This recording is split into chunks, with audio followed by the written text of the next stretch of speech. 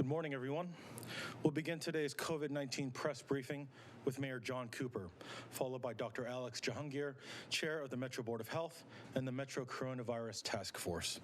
This morning, we'd also like to welcome Dr. James Hildreth, President and CEO of Meharry Medical College, Jim Brown, Tennessee State Director at the National Federation of Independent Business, and Hallie Hayes, co-founder and CEO at Faux & Beau, a Nashville business that matches hospitality workers with industry jobs. Director Chief William Swan of the Office of Emergency Management and Nashville Fire Department, and Dr. Michael Caldwell, Director of the Metro Public Health Department, are here with us to help answer your questions. We will now begin with Mayor John Cooper.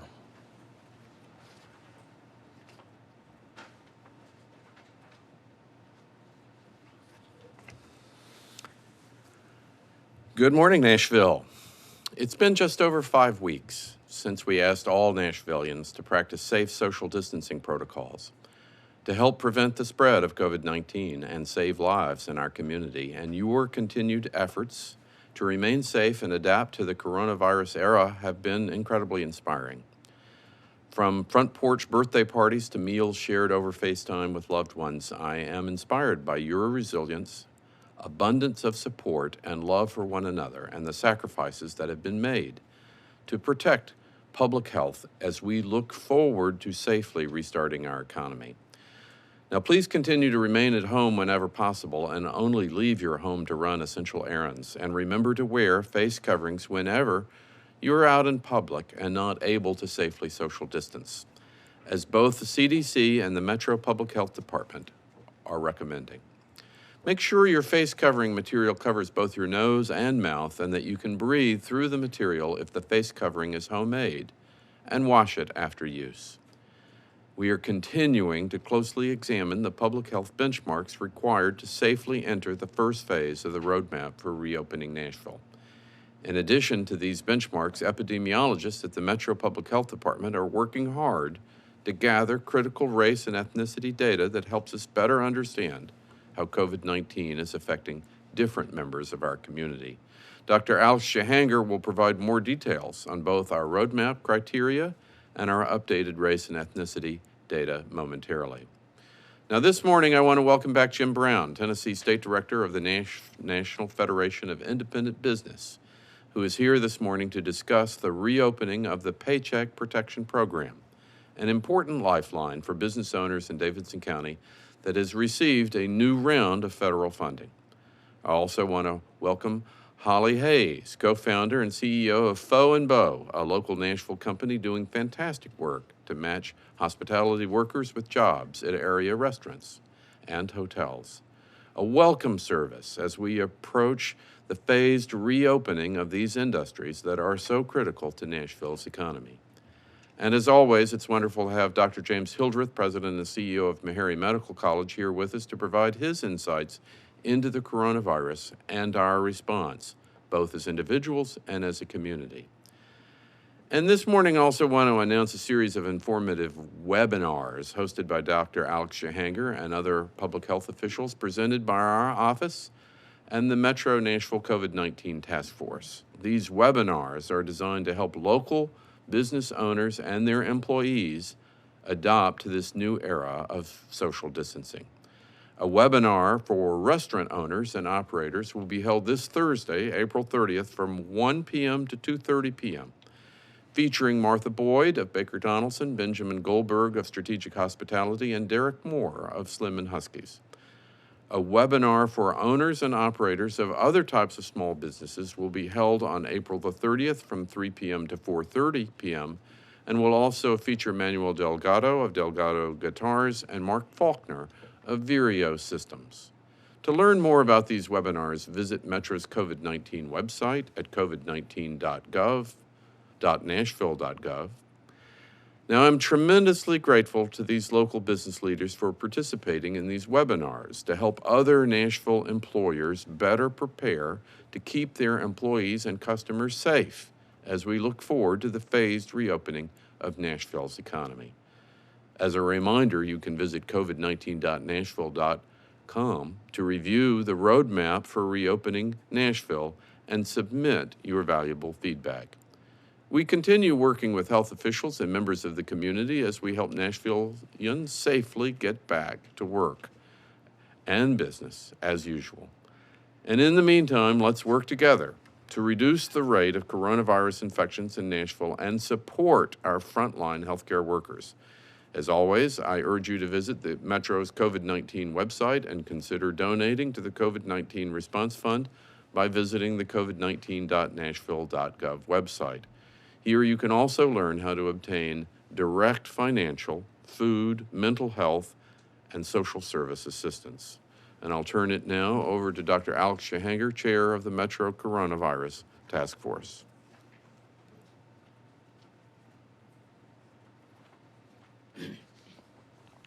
Thank you, Mayor Cooper, and good morning. Here's the latest on coronavirus in Davidson County. We have 2,612 confirmed cases. That's an increase of 24 cases in the last 24 hours. The total number of fatalities is also 24. There are an additional 2,167 cases in the surrounding counties, bringing the total in our region to nearly 4,800. Of the Davidson County cases, 1,260 are currently active, and 1,328 residents have recovered and have been cleared. The Safer at Home order in Nashville is set to expire this Friday, May 1st. From the beginning, we have said we will let the data drive our decisions. We cannot look at one good day of data, nor one bad day of data. We have to look at the whole picture. That's why we're looking at multiple metrics. We have been reviewing the data, consulting with healthcare experts and business leaders, and reviewing comments from the public. We will be meeting with the mayor later today to work on the next steps for our city and what our city will do to battle this virus. I also want to update you on a developing situation.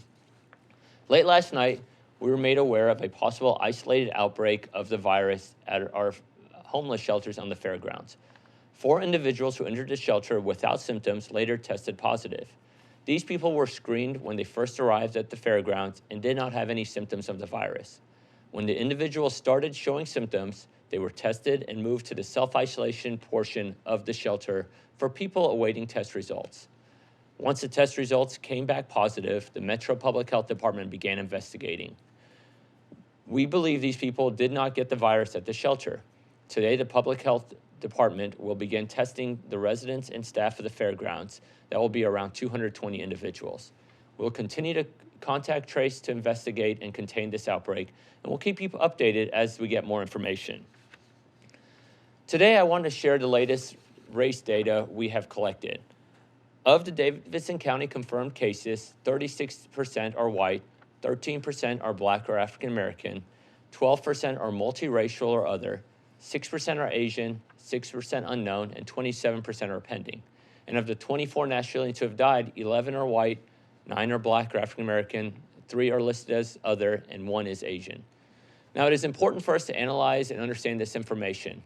This virus impacts those who are most medically vulnerable to the conditions.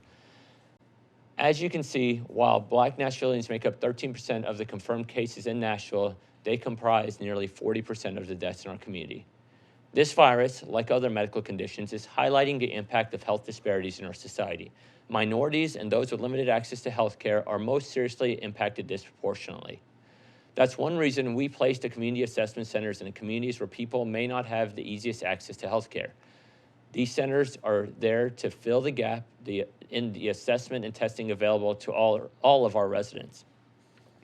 Now, based on 4,145 tests conducted at community assessment centers, 22% of patients were Black or African American, 8 were Hispanic, 6 were multiracial or other, 2% were Asian, and 12% were white. And another 50% of people declined to answer the question. Of those who did disclose their race, 2/3 of those individuals tested were people of color. Now, from the start, we designed the community assessment system to be available to all Nashvilleians, and these numbers show our outreach is working. Now, today, the 3 sites are open until 3 p.m. at Nissan Stadium, Meharry Medical College, and the old Kmart on Murfreesboro Pike in Antioch. Also, the assessment hotline is open today from 7 a.m. to 7 p.m., as it is every day. If you think you have COVID-19, if you've been around others who were tested positive, Or if you're worried about the virus, please call our hotline or go to our community assessment center. There is no charge for the assessment from the medical personnel nor the test. Now, finally, we are taking precautions through the Safer at Home order. We have resources to help you through the community assessment system, and we have excellent healthcare facilities in the city if, unfortunately, you do get the virus. However, with all of this in place, it still comes down to you. You have to be responsible to do your part to fight the virus. Please continue to stay at home unless you absolutely need to go out. When you do go out, wear a face covering, practice social distancing, and return home right away. Keep it up, Nashville. Together, we will get through this. I now would like to introduce Dr. James Childreth, President and CEO of Meharry Medical College.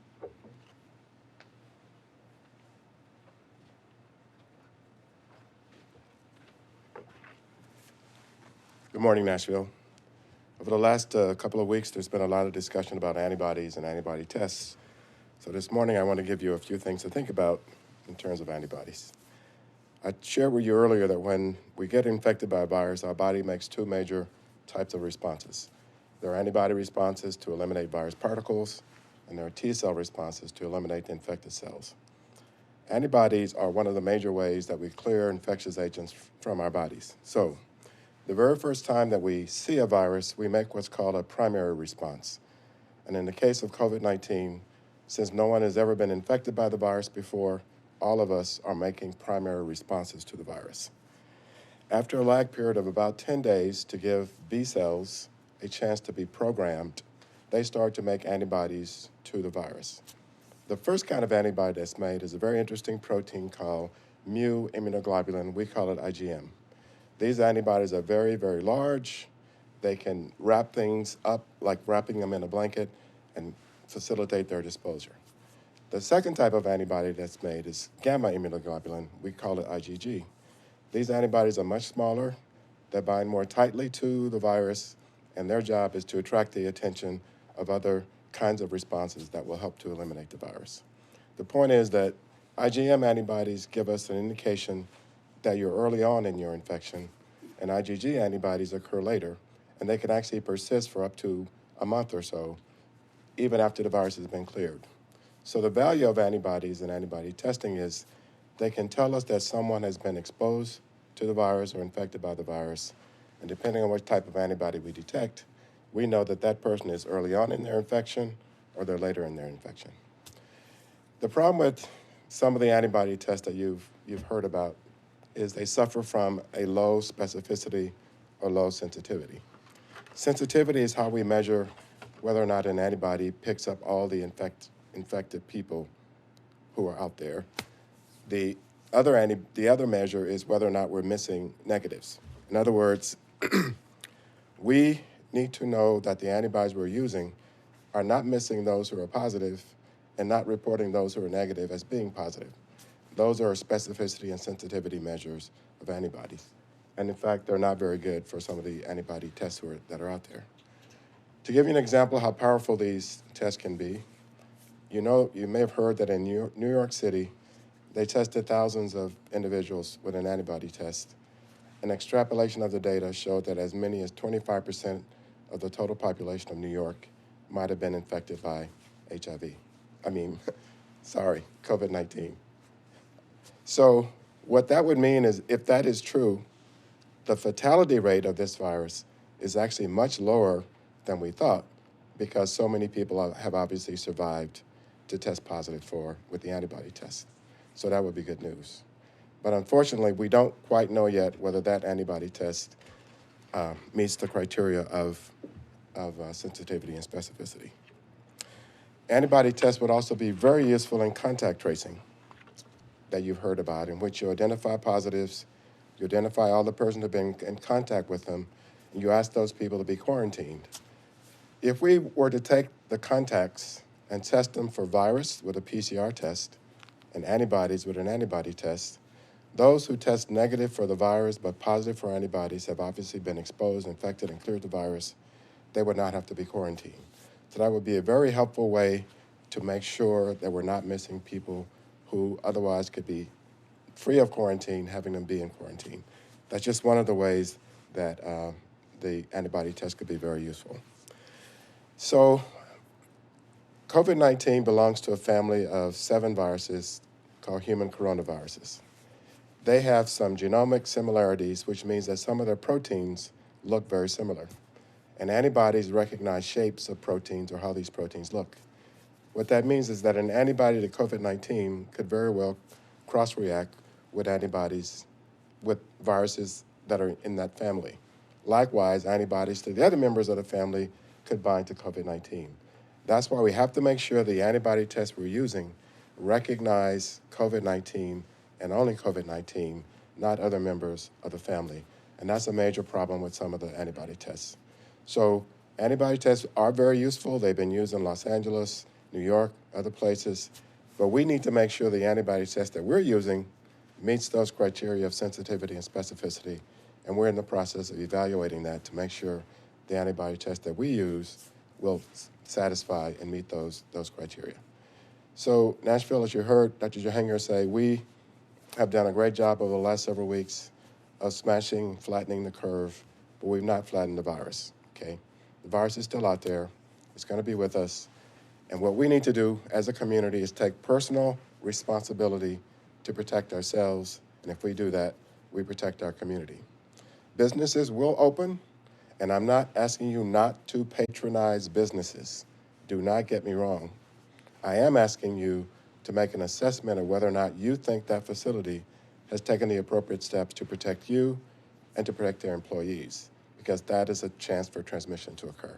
So let's use what we know.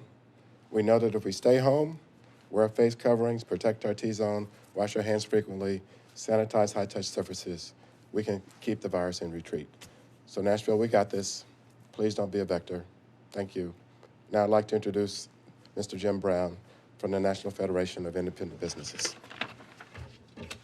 Well, thank you, Dr. Hildreth, for your leadership, and good morning, everyone. Thank you, Mayor Cooper, for inviting me back to speak.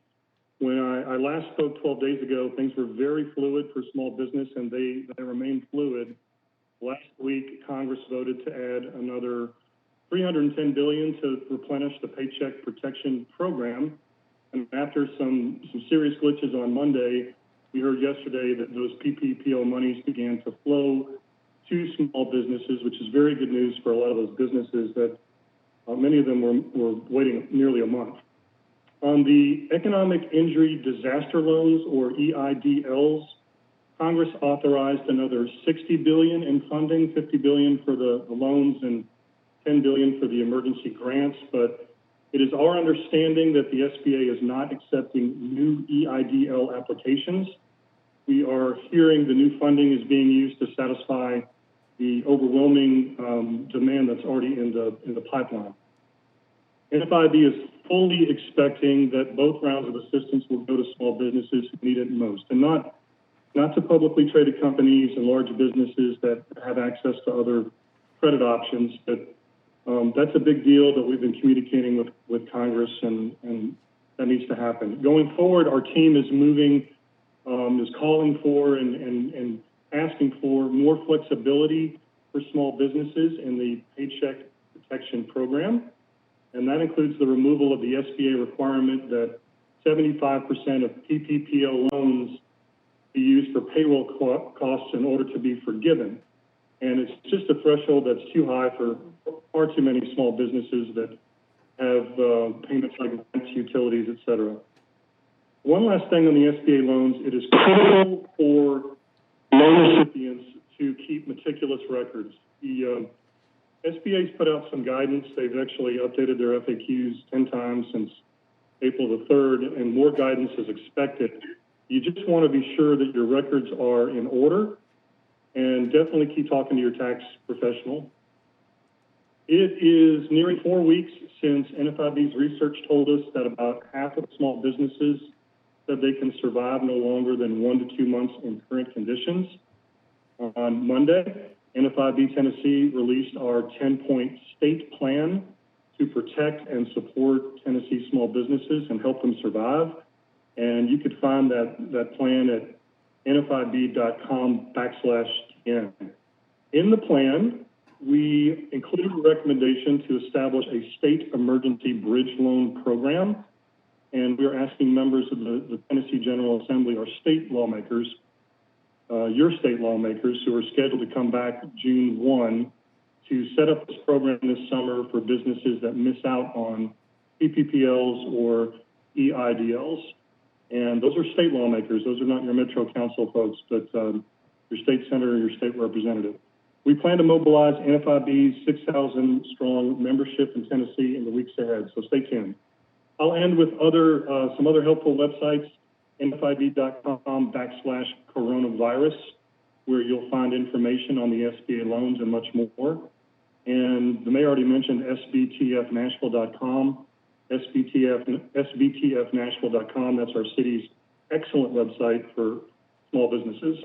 My email address is jim.brown@nfib.org. Mayor Cooper, thank you again for all your work and all the good work you and your team are doing. And cheers, y'all. Cheers, Nashville. We're going to keep at this, and just let us know how we can help.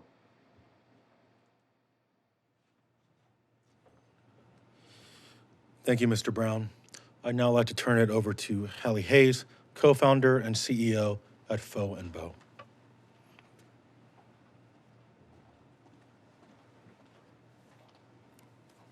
Thank you, Chris, and good morning, Nashville.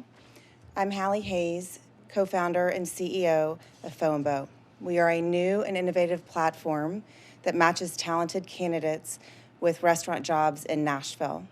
With restaurants preparing to reopen, we are in a position to help the industry get back on its feet as quickly as possible.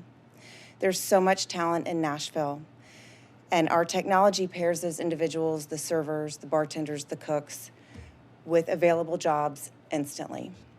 We take into account the wants and the needs on both sides for a better fit all around and make the process both easier and faster. Our goal is to support the Nashville hospitality industry as businesses begin to reopen. In light of that, we are waiving our monthly fee for 90 days to all Nashville restaurants once they make the decision to reopen to the public. Our website is fauxandbeau.com. That's FOHANDBOH.com. We want to get the message out to individuals who are laid off and are looking to get back to work, as well as to restaurants who are in need of employees as they reopen. We are fortunate to have partnerships with top restaurants in Nashville, such as Merchants, Liberty Common, Etch, Edley's, etc., and Skull's Rainbow Room, just to name a few. We hope to widen our partnerships to help the thousands that we have in our database already. We want to encourage every hospitality worker who hasn't already done so to create a profile today in preparation for the reopening. Due to increased demand and requests from the market, we plan to extend our services to the hotel industry over the next month. As well, we encourage hotels and hotel workers to create a profile and sign up today. Thank you very much.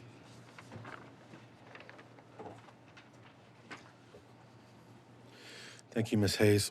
We will now start the Q&A segment of today's briefing. As I announce your name, you may proceed by asking your question over the air. We'll start with Jeremy Finley at WSMV. Good morning, everybody. My question has to do with the enforcement of the non-essential businesses. I wanted to see if you all continue to if you've had to shut down any new businesses or issue any fines as the businesses over the county line are starting to open. I just wondered if businesses here in Davidson County are, getting to the point to where they feel like they have to risk it just to remain competitive. So I wanted to see if you all have had any more issues with having to shut down any new businesses or issue fines. Thank you, Jeremy. Dr. Caldwell.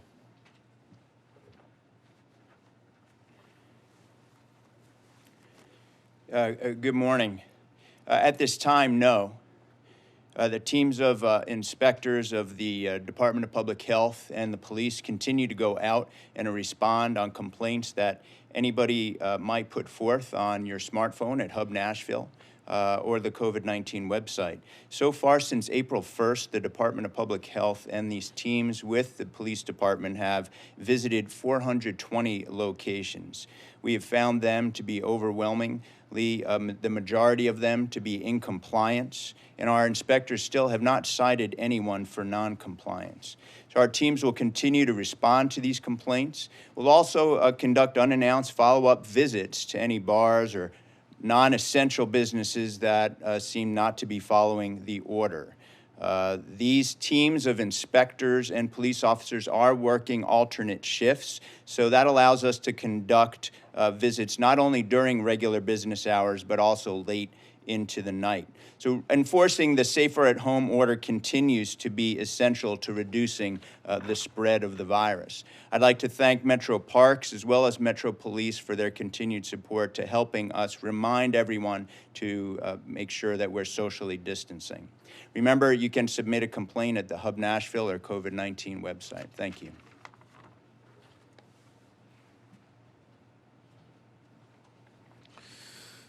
Julia Palazzo at WKRN. Thank you, Chris. Good morning. Two questions. Mayor Cooper, I've been hearing from some people in Southeast Nashville, of course, where they're dealing with a high number of cases. Some essential workers there have concerns because a lot of them don't have access to personal protective equipment like in grocery stores. Just wanted to know how you're working on getting that equipment for the areas hit hardest.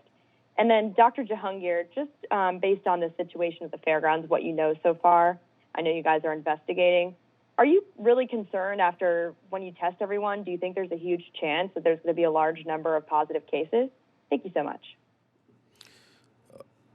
So the first question is about PPE for essential workers in the Southeast and what the city may be doing in terms of outreach there. And then your follow-up question was about the fairgrounds. Dr. Jahangir.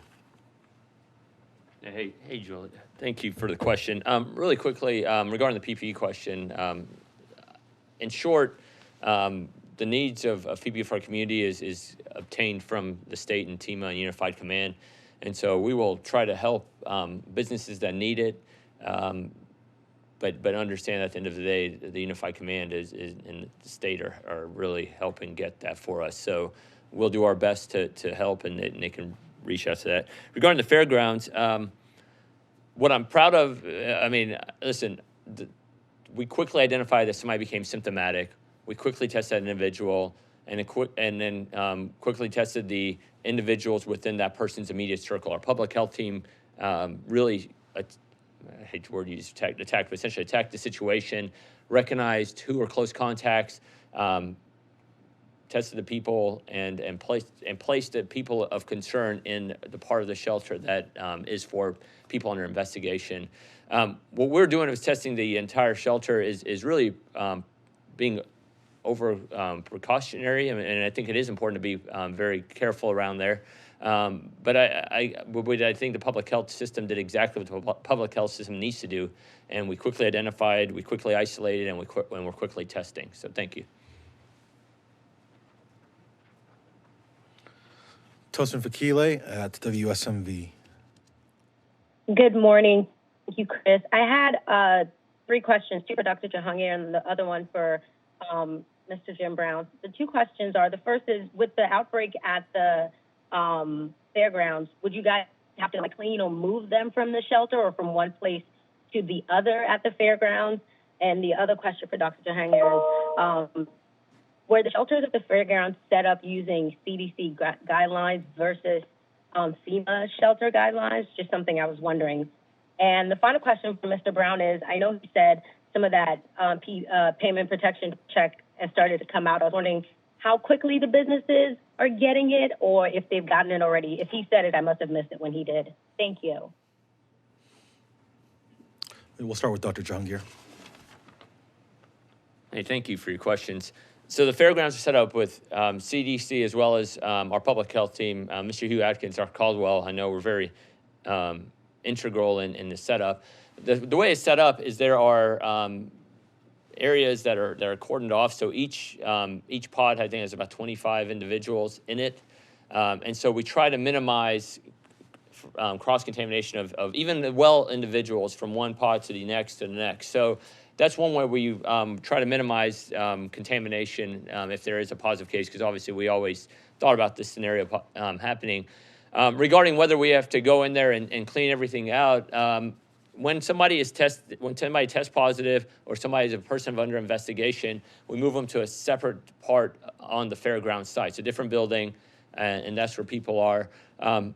Let's see what the investigation shows. Let's see what the testing shows to see if anything further needs to happen is regarding cleaning the facilities any further. But as of right now, everything that guidelines tell us to do, we've done, and we've set up these multiple buildings for exactly this scenario. And so right now, I think we're in reasonable place. So I'll update you as soon as I know more. Thank you.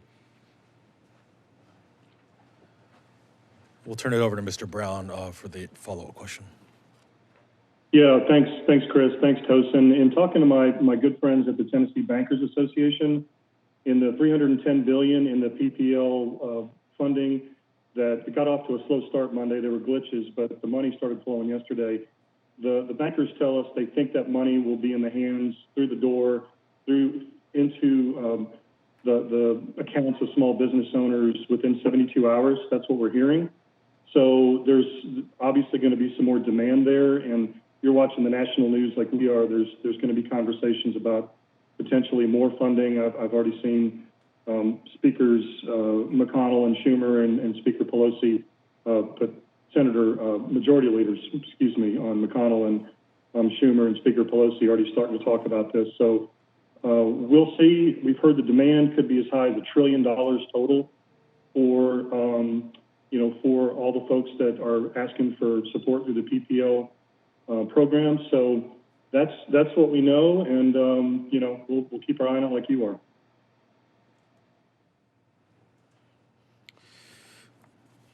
Harriet Wallace, Fox 17. Yes, good morning, everybody. I have a couple of questions. One, Dr. Jahangir, I know you mentioned, I believe it was last week, about more of a, I don't want to say task force, but a more centralized, concentrated effort on the death disparities within the different races. I wanted to, specifically with regard to African Americans, wanted to check in on the status of that effort besides the test centers being set up, for example, at Meharry. What other efforts are in place to mitigate the death, not just for African Americans, but for everyone? My second question is in regards to the fairgrounds. Anytime that there is an outbreak, or even just for best health practices, there is cleaning that is required. But you just mentioned we'll have to see what happens with the testing to determine what we do with cleaning. What is the plan to ensure the cleanliness and safety of that area now? And is there a secondary site that is on standby should there be further issues at the fairgrounds? Thank you. Thank you, Harriet. Dr. Jahangir. Harriet, thank you so much for your question. Regarding your part around disparities in deaths, I don't know if I said this, I apologize. There's not a specific task force or so forth to look at the exact disparity number of why maybe 9 African Americans have died out of 22 or 24, excuse me.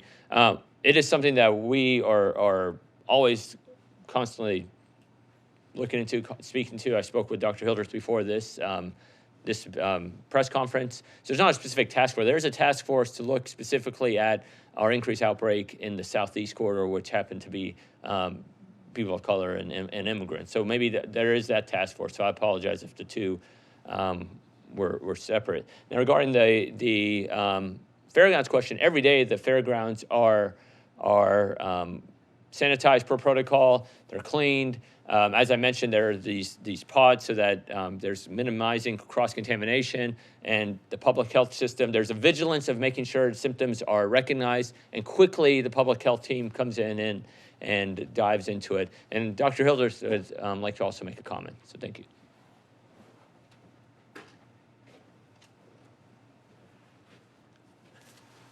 Harriet, the disparity in health and among African Americans has been an issue for us at Meharry Medical College for a long time. So in cooperation with Dr. Caldwell, Dr. Hungier, Meharry Medical College is trying to reach out specifically to minority communities because we know that when the virus hits those communities, the level of severe disease and death will be higher. So we are specifically reaching out to faith leaders and to other groups to make sure the word is getting out about how to protect themselves. We are in the process of trying to set up some additional testing and screening for the minority community. So it's definitely something that we're thinking about. We're working together on it, but this has been a focus of ours for 144 years, so we're just doing what we always do. Thank you.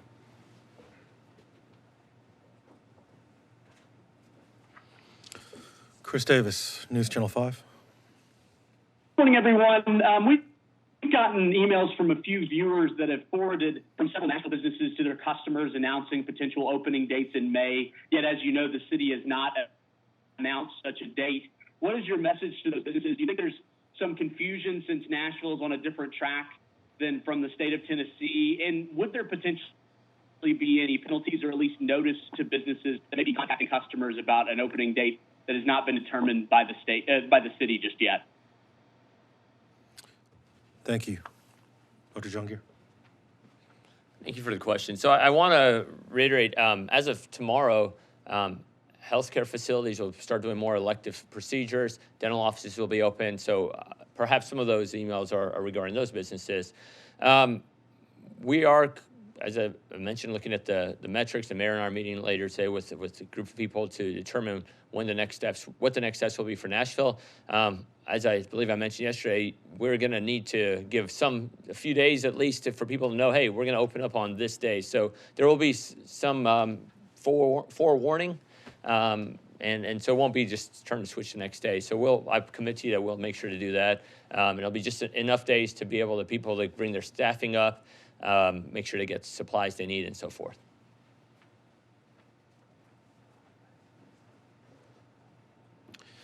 Kara Hartnett at the Nashville Post. Hi, thanks for taking questions. I am looking for more information on the fairgrounds as well. How many people are isolated or have tested positive there? And do individuals in isolation have to stay there? Also, if there's a large outbreak, if we find a large outbreak after this testing, what sort of backup plans do we have for housing healthy homeless people? Are we going to clean? Or will we change facilities? Will there be hotel vouchers? Just any insight you have on that. Thank you. Thank you, Kara. Dr. Jahangir will field your question. Garrett, thank you so much. So there are 198 individuals in the shelter that are well. There are, as I mentioned, there were 4 people that were confirmed positive, and there were 13 individuals who were close contacts with those individuals. So public health practice says that those individuals need to be tested. So the 4 that were tested, as well as the 13 who are persons under investigation, have been placed in the self-isolation portion of which is a different building on the fairgrounds, and we're waiting for their results.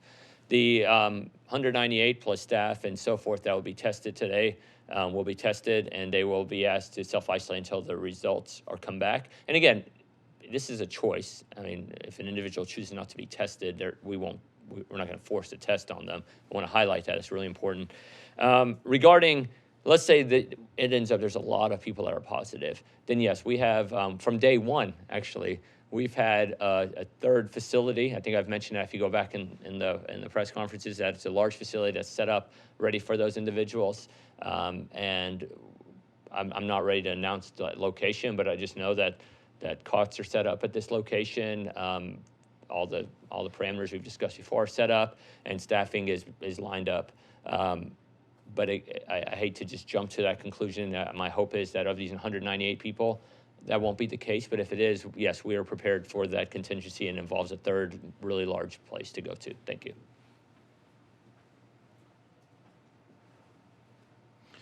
Brett Kelman at the Tennessean. Hey guys, 2 quick questions. So just to clarify one more point about the fairgrounds, are these 4 people the first people who have tested positive at the fairgrounds since that shelter opened? And then secondly, Can we get an update on the benchmark dashboard? I believe it was going to launch today. Thank you, Brett. Dr. Jahangir? There were 2 people who've tested previously at the fairgrounds that were negative. Is what, now, and regarding the dashboard, it will be released soon, Brett. I don't have the exact time, but yes, I understand what you're asking, but it will be released soon. Thank you.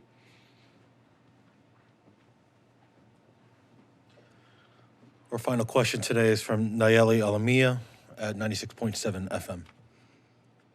Thank you. And I have 2 questions. One of them is for Dr. Alex Jahangir. Regarding the shelter at the fairgrounds, you mentioned that they were tested and it came out negative, and then they were tested later, came out positive. Does this bring any concerns for the businesses that will be opening in the first phase?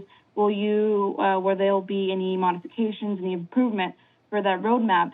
And my second question is for Mr. Jim Brown. Is there anything being done to help those small businesses that are corporations and LLC, but that do not have Social Security or do not have I-10, or that only have I-10? Thank you. We'll start with Dr. Jahangir and then turn it over to Mr. Brown. So Brett, I want to clarify my answer to the last question. I got a little bit more information. 2 individuals who were tested positive outside, 2 homeless individuals who tested positive outside of our center previously had been into our ill portion or the area. So, but nobody had ever tested positive who was in the well portion. So let me just clarify that. Now, regarding your question, Niley, I don't believe you stated that correctly. These people were never tested. They were screened. So we looked for fevers. We looked at symptomology. We asked them questions, and they screened negative. And then subsequently, they began to show symptoms once they were in the well portion of the shelters. And then at that point, the moment that somebody recognized, hey, this person is showing symptoms, they were tested, and we advanced the protocol. So it wasn't they were tested, the test was negative. So I want to be very clear with that. And that's part of the reason we ask people to get screened. And once you go to businesses, I went to my place of employment this morning, and I'm going after here. And every time I go, I get my temperature taken. And at Office of Emergency Management, where we are right now, we get our temperature taken. So that's why screening is critical. Now, as we move forward, we're looking at ways to expand our community assessment centers, and so that we will have a resource for our community to, if somebody is in a business that an employee comes up and shows symptoms, we'll have a resource in addition to the robust healthcare system we have for people to go to. And I'll have more information to come on that soon. So thank you. And we'll turn it over to Mr. Jim Brown for the follow-up question. Sure, that's a great question. There are a lot of people out there that are self-employed, independent contractors, and they are eligible to get the federal unemployment benefit. It's taken the Department of Labor and Workforce Development had to create an entire new system to take those claims and process them. So they're catching up, and people that applied will be able to get that unemployment benefit, and it will be retroactive to the time they apply. But that's taken a little while, but it's there. On the PPPL program, there are a lot of folks there on the self-employed side that had to wait an extra week, and so they were at the back of the line on these applications. So they may not, some of them may not see funding from the PPL money this round, maybe the next round, and it's one of the reasons that we're engaging state lawmakers on an emergency bridge loan program that North Carolina's got something we're taking a look at, and maybe the state can set something up for some of those really small folks, smaller loans, bridge loans that you don't have to pay for several months, but you will have to pay them back at a lower interest rate. So we're trying to do everything we can to help.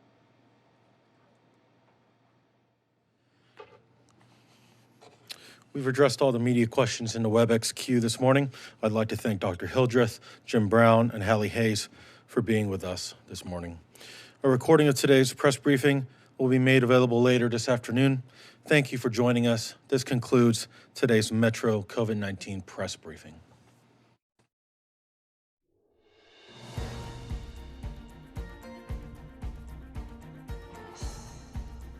This has been a service of the Metro Nashville Network. If you would like to see this presentation again, or for more information about this and other programs, visit nashville.gov.